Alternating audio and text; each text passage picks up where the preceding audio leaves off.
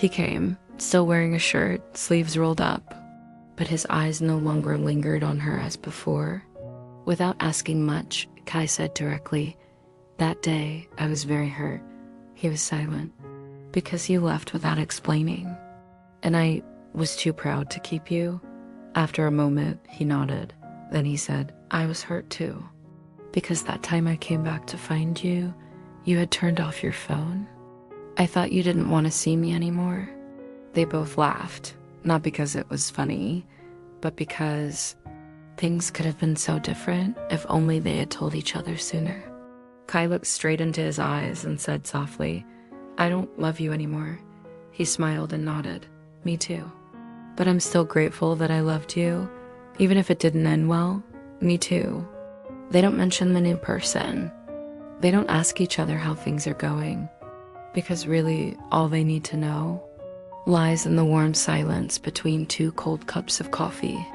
Before leaving, Kai gave him a piece of paper. "I wrote a list, 10 things I wanted to tell you. Keep it. You don't need to read it now." He took it. Nothing more was said.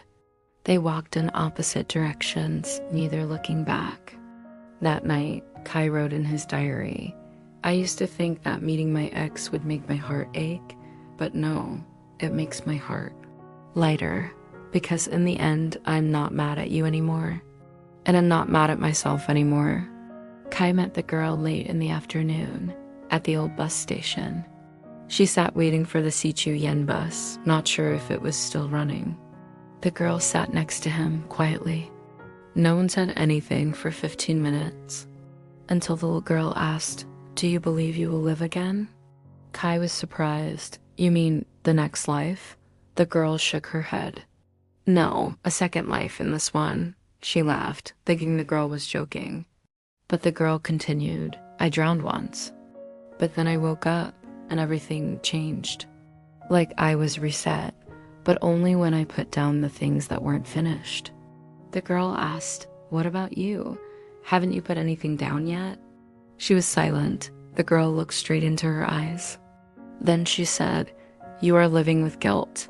You forgive others, but you never forgive yourself." That sentence was like a knife cutting through the thick skin Kai tried to wear.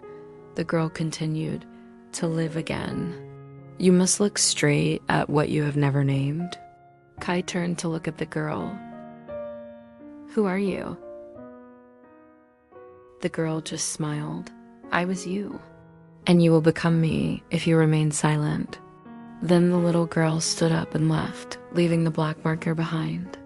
Kai looked around. She saw no one. She asked a nearby motorbike taxi driver, "Uncle, did you see a girl going this way just now?" He shook his head. "I've been sitting here all afternoon. I only see you sitting alone." That night, Kai pulled out her old manuscripts. She began to write. Not to publish, but to look straight. To speak the truth to herself. She writes about mistakes, bad choices, things she wished didn't exist, and ends with this line, "I forgive myself, even though no one asked me to, and no one needs to understand." The news broke that morning. It was all over the newspapers, websites, radios, and loudspeakers. Breaking, NASA confirms the asteroid hurtling towards Earth has changed course. The risk of collision is gone. The world is saved.